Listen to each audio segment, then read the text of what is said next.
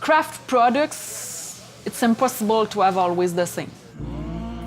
The ceramists, when they make plates or cups or handmade, they always have small details different or small defect. I think it's the beauty of artisanal products. It doesn't have to be exactly the same batch to batch or plates to plates, or it's unique. So all these small difference, it's not a default. I think it's the beauty of artisanal products.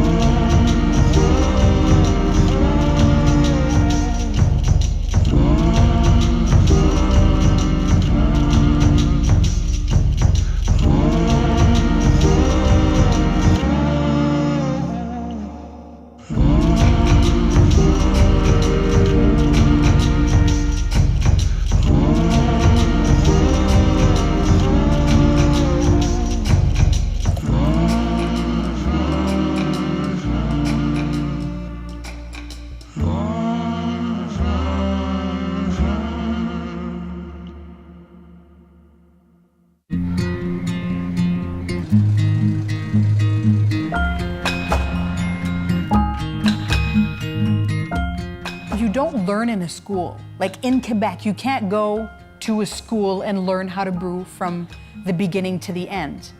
And I'm gonna say that with a little bit of an exception because there is a school, there are 2 schools that now just opened up. But before that, you have to collaborate with other brewers. You have to go to different schools outside of the country. And here, what's the force of the brewers that we have in the province of Quebec is either they've traveled the world in order to taste and learn from others how to brew the beer, went to schools outside of the province, or are literally learning from one another, doing collaborative brews. That community, that brewing community that we have here in the province of Quebec, in the city of Quebec, is so strong. And that's how that together, we're getting so good. In 2012, after probably 6 months after we started the brewery, I decided to go to Germany to follow a brewmaster course over there.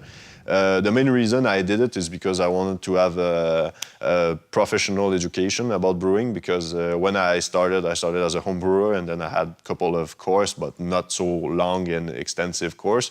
So I knew that I still had some stuff to learn and some things to go deeper into the subject. Teachers that were teaching us were like doctors, and they had master degrees and all sorts of domain. So they were really sharp on what is the state of the art, or what is the best thing you can do with all the research. And so we were reading a lot of scientific papers. So I'm still getting aware of every scientific journals or paper that are related to beer.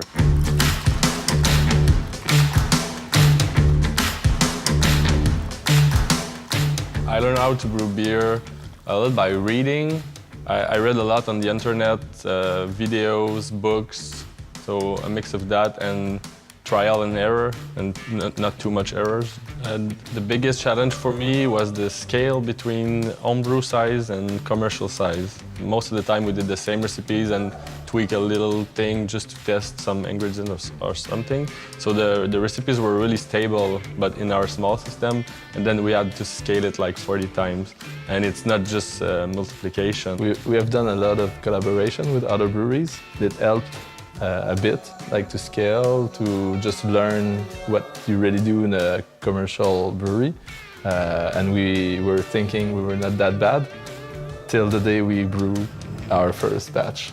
And like it took us 14 hours. Yeah, the first batch took 14 or 15 hours. And it really usually takes like 6 or 7 hours, so we were not that good. The first week was really hard. It was all day, we slept like 3 or 4 hours. brewing is a very simple thing, but involving a lot of steps.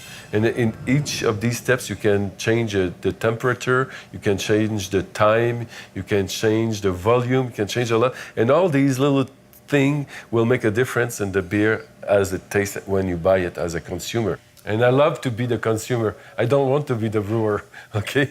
I don't want to be. When I see all what is involved in brewing, I say, no, I have the best job at all.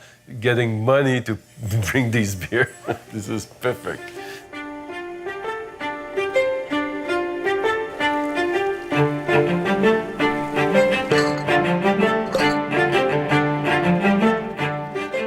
My name is Joël Leblanc. I'm a science communicator and a beer geek. Making alcohol is the art of feeding yeast with sugar to obtain some ethanol. Sugar is power. All forms of life on Earth need sugar to live. If you give your yeast some sugar from sugar cane, for example, you will obtain some rum. If you give them some grape juice, you will obtain some wine. If you give them sugar from cereals, you will obtain beer. But the problem is that the sugar inside the barley is not a simple sugar. It's a complex sugar like this. It's a long chain of glucose molecule that we call starch. The yeast cannot use it like this. There's a first step in the making of beer that we call malting. You take the grain, you take the cereals, you put them in a moist and warm environment, and they will start to germinate. Natural enzymes in the seed cut chain in smaller pieces like this. This is single molecules of glucose. The yeast can use it easily. The last step of this part of the process is roasting it a little to obtain pale malt or very dark malt. So everything that is related to the body of the beer is at that point. So all the body aspect, like the sweetness, the maltiness, all these kind of these flavor are really at the beginning of the process. Then comes what we call the mashing. What we do is we take the big bags of grain and we put the malt into a mill. You just want to crush the grain so that the water can have access to the inside, the starch that is inside of the grain.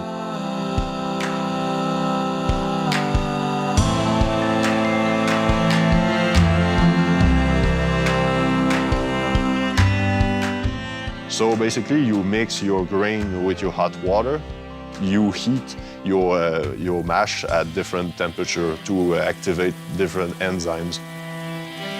If they use low temperature, they will favor some kind of enzymes that cut the starch at every 2 pieces of glucose. The final result will be rich in really short molecules like this one. And yeast can easily metabolize small molecules. They will mainly all be converted to alcohol and there will be really less sugar in the final result. So you will have more dry beers. It will not be sweet or sugar, it will be more dry and alcoholic.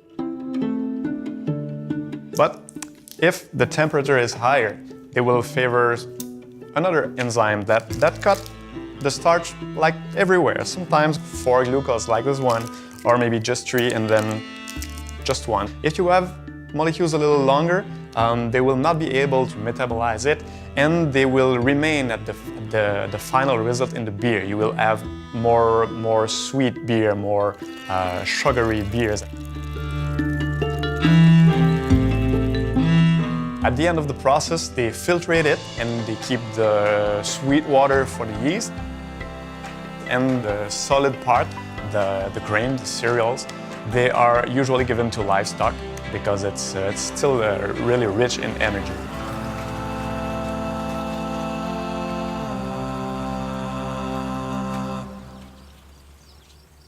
So at that point, the wort is unfermented beer. So it's like a sweet liquid that has the same color and it makes foam like beer, but it's only sweet. There's no alcohol and there's no bitterness to it at this point. But this water maybe contains some germs, some microbes, and we don't want it to compete with the yeast or to make it sick. So we have to sterilize the water. The simple way is to boil it.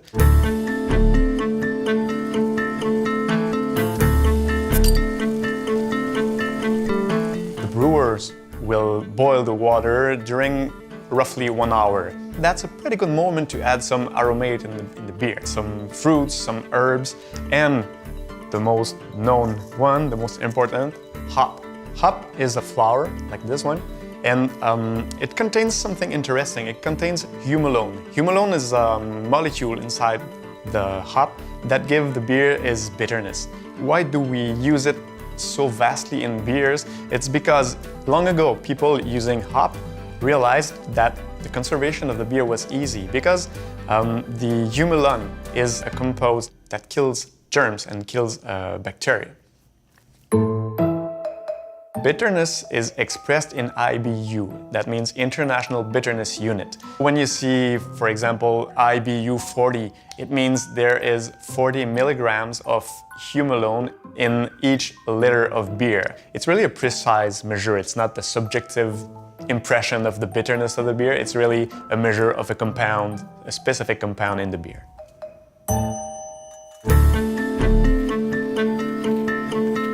The hops that we add at the first minutes of the boiling at the beginning is gonna be the hops that is mostly for bitterness. And if you add hops at the end of the boiling, the very end of the boiling, or after the boiling is end, it's mostly for the aroma. And then there's a third way to put the hops during the fermentation that we call dry hop. You hop the beer when the beer is fermenting, so you're gonna impact really a lot on the aroma.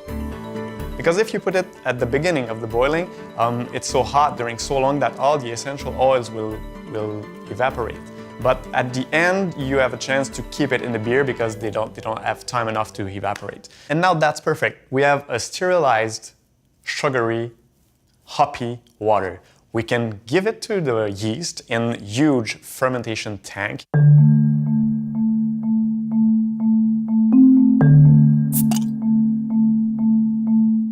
This step is called fermentation, and it's pretty long compared to the previous ones. Inside the fermentation tanks, a living process occurs. The yeast is a living thing, is a living organism. It's in the family of fungi, and it's microscopic. Fungi are everywhere. They are on the barks of trees, on the soil, and they have the ability to ferment. It means they are able to eat sugar to produce alcohol and carbon dioxide. This is a glucose molecule. It's a pretty complex molecules, and it's full of energy. It's packed of energy. When a yeast eats it, it transforms it in 2 molecules of ethanol. This is alcohol, and 2 molecules of carbon dioxide. These 2 compounds are metabolic waste. The yeast doesn't need it. It's actually dangerous for the yeast, especially ethanol. This is toxic. When it's too concentrated in the water, the yeast simply die. After 10, 11, 12% of alcohol in the beer, yeast are no more able to survive. It's like it's too polluted, it's too toxic. So it's a living organism, it reproduces, and if you feed it and give it some love, it will live long enough to maybe 20 years, 30 years. Okay, at the end of the fermentation we have beer. We could stop it there and drink it, but there's a final step that we call conditioning or aging.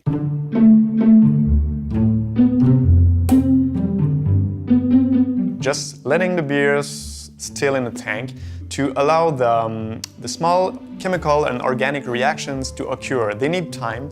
Maybe it's oxidation of some things, or maybe it's different compounds that has to react together, and it slowly changed the taste of the beer. For example, the humulone coming from the hop, it's slowly oxidized in the presence of oxygen.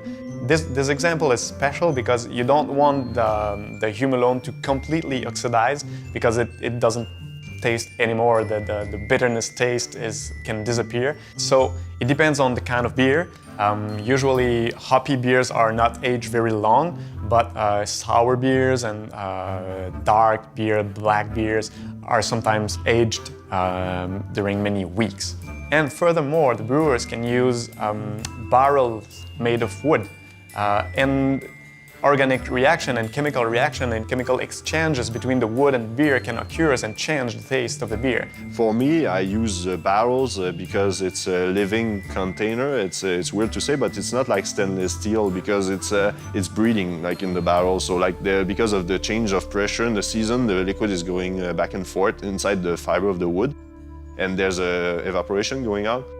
There's a maderization reaction. With barrels, you can have like really oak flavor because it's oak barrel that we use. So if you want to really impair on the oak flavor of the beer, you can. Or if you just want to have a container that, for example, you will have wild yeast in that container, that the flora of the bacteria and the wild yeast is always going to be in those containers. So every time you're going to put the beer, these bacteria and wild yeast are going to act and transfer the beer. So these are pretty much the three reasons why people will use barrels. But depending on each brewery have their own way of seeing that. So at the very end of all this process, you can have plenty of different kinds of beer. If you go in the bar and you order a stout, a black beer, it's made using that kind of malt. So it's a really roasted malt, giving it a little burnt taste. White beers are not made only with barley, but a little wheat, and they are not totally filtered, so it gives the beer the hazy look in the beer. An IPA is really rich in hops, so we add more hops at the ebullition step. If you ask for a sour beer, yes, they use yeast to produce alcohol, but they also use bacteria that we call lactobacillus, and these bacteria also eat the sugar in the beer, but they transform it in lactic acid. And that's where all the brewers' talents are used, because all these variables can change the final results in many ways. That's why there are some thousands of different beers on Earth. It's not that hard to make a beer. It's really hard to make the same beer and again and again and again, because all these variables must be perfectly controlled at each step of the process. I used to have a teacher in Germany who used to say that winemakers are smarter than brewers because they say that the wine is different because of the weather and the climate of that season, and so he said the brewer are dumber than the winemaker because they have to make the same product identical over and over and over again. The challenge while making beer is that you create a product on the market and people expect that this product is going to taste the same over and over again. So consistency is really an issue. Inside in the brewery, we know there are slightly differences between batches, but these differences have to be the smallest minimum from a batch to another.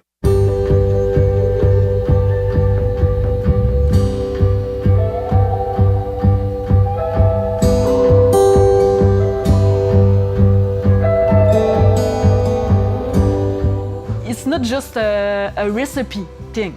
It's a thing of feeling, to be very sensitive and to visualize.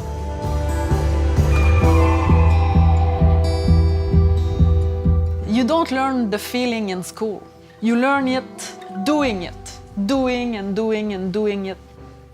You will think about it before, and you will visualize the aroma and the flavor and the texture. You will taste it in your head before you make it. And then after you touch the grain and you touch the material.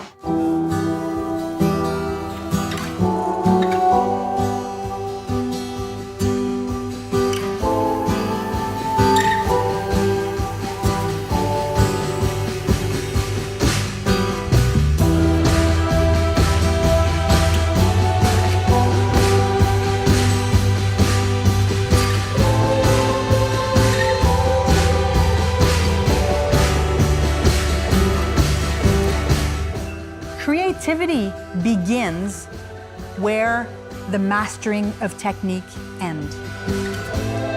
That is when brewers start creating really awesome things, fun things, awesome brews. Like, I cannot put enough emphasis on that. Once the technique is mastered, that's when they'll start having fun. But then again, the more you know, the less you know, so there's a huge contradiction in there. Take, for example, chefs. Massimo Bottura, one of the world's best chefs.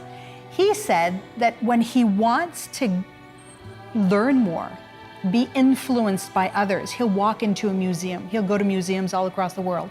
Why? Because art, that stimulation in colors and technique, that'll influence his plating. It's the same thing for beer. You need to travel. You need to understand what others are doing in order to find the force within.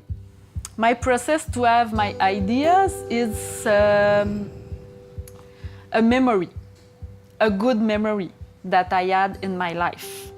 And then I try to remember what it was there, what it smelled, what was the weather. So I will try to transfer this feeling, what I feel, what I smell, what I touch, what I see, in flavors, in aromas. The people that will drink it will feel that. For example, the Amaruk, when they smell it, they close their eyes, and the first thing they said is they're like, I feel like I'm walking in the bush. I feel like walking in the forest in the morning. It's like that, and I feel very well. Because when you walk in the forest, you can't feel bad. I would say about half of the microbrewery, especially the small one, especially the regional one, that are really very artistic minded, and it's like they play symphony, and they like to share their instrument with other brewers, and they travel all around Quebec, but also outside Quebec. They go in Italy, they go in France, they go in the US, and they play their partition. They're like, yes, they are artists. They play their partition with their instrument.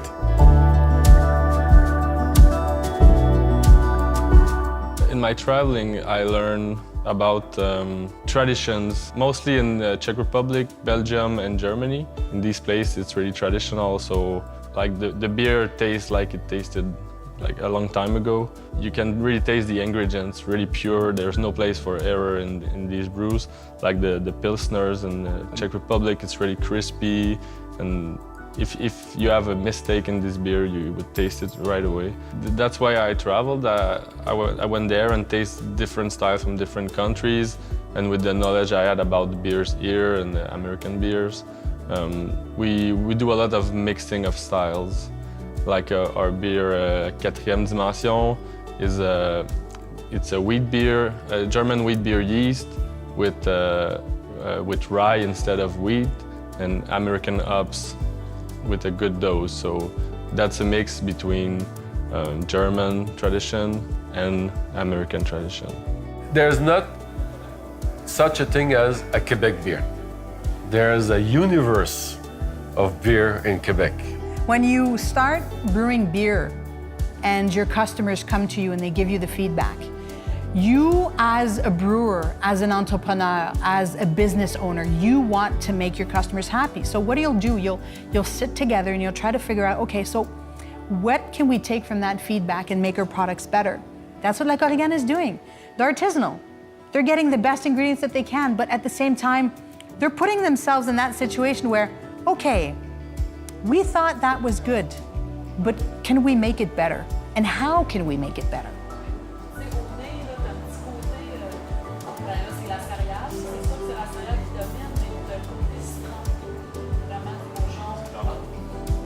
Every week, we have a meeting. We call it la dégustation des brasseurs, brewers tasting.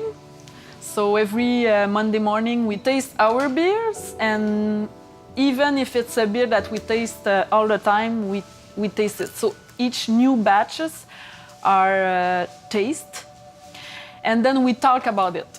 How can we upgrade the recipe? There is always something that we can do to get it better and better. For example, the Korrigane, our traditional English pale ale. The last time we tasted it was good, but we wanted it with more character. It was a small taste like peat moss, a bit earthy. So we want to change this a little bit to give more place at the malt, because this tastes what give by the yeast. So because we always searching balance, we want to balance this side. So we decided to change the yeast without changing all the recipe, because we want to keep the traditional recipe. We want the customers, when they drink it, they can recognize this beer. It's very subtle. But for us, when we taste it after the next batch, we are like, oh, yes, it's a bit better.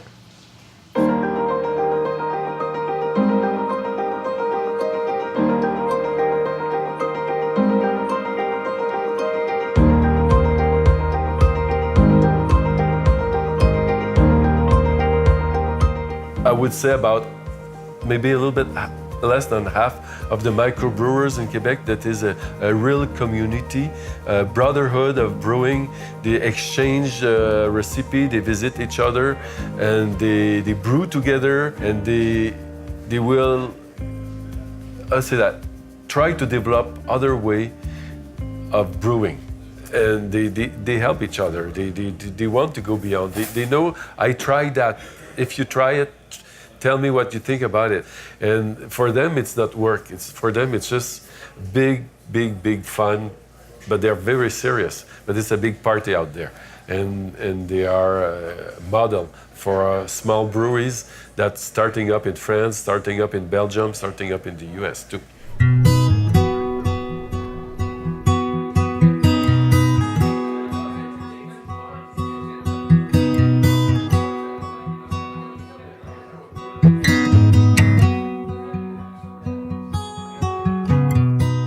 I'm with Marc Gagnon, which is the co-owner of microbreweries du Lac Saint-Jean. We are doing a collaboration right now. We are brewing a beer together.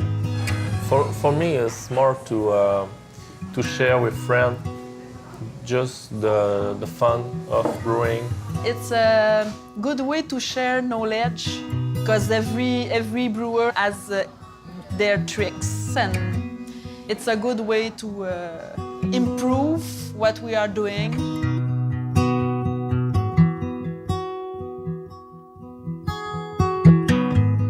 Also to let people know that the brewing industry in Quebec, it's not a competition, but it's more collaboration, friendship. We like to brew together, but we also went to pick mushrooms and wild fruits. We love to integrate the forest in the beers. And the plant that we are using today is the first time that is in using. So it's a good challenge to try it. And at the beginning, it was the idea of Fabien Gérard, which the guy that picked this plant. So when he smelled that in the forest, he was like, wow, this plant must be used in a beer. But it was not easy.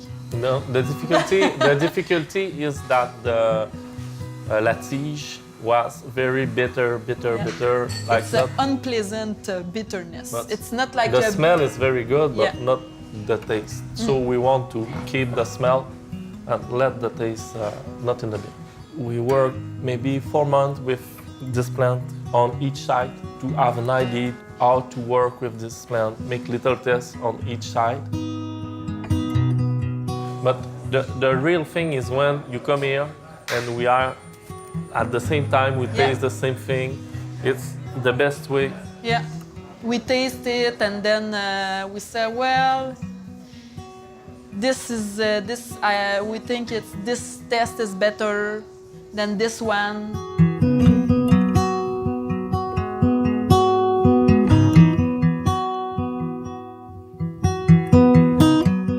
This boreal plant that we want to share the flavor. We don't tell the name because it make an interest for that, and we want that the people open their eyes about what is done in forest, what is the good way to take plants. If people don't know, if we just say, oh, we keep it secret, people will ask, oh, why? So after that, people will speak more about that. So it's what we want.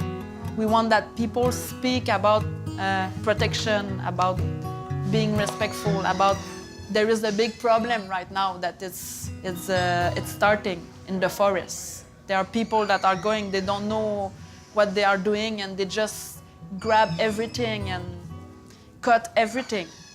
And it's not good for the forest if we want to use it again and again. So they won't know the ingredient itself, but they will know about the history and why we are doing that.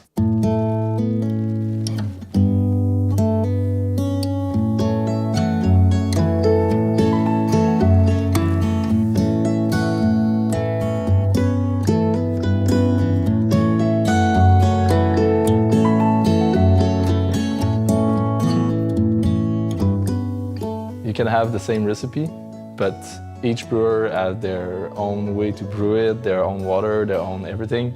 So at the end, it's not necessarily going to be the same product. There's no secrets. Like, I don't know a lot of brewers who hide their recipes. Like, I'm happy to share a recipe of mine with any brewer because first, it can become a better brewer if you don't know a process I have or something, and it's just better for the industry because the overall quality of beer in Quebec just go up, and I think the friendship between brewers have a role in that quality because everybody shares their knowledge. Together, as a community, they're working to get stronger in order to fight the big guys. The big guys that now have 80% of the brewing industry, but they're doing really, really bland stuff. That's an old generation of brewing. That's not what the new brewers are doing today. And that's what they're fighting against. Together, strong as one. Collaborations were really important because it put us on the map before we opened. So a couple months before we opened, we had one with Le Trou du Diable, which is a really known brewery around the world. So that put us on the map too. And these are the same guys that I would call to ask questions about starting the brewery. So even now, I still call them sometimes for a question if I'm not sure about something or about a recipe or process. And they're sharing their secrets. Oh, why don't you do it that way? It'll be better this way. And oh, have you thought about doing it this way in order to make this or that stand out? Like, in what other industry could I be able to say something like this? No other industry shares its secrets.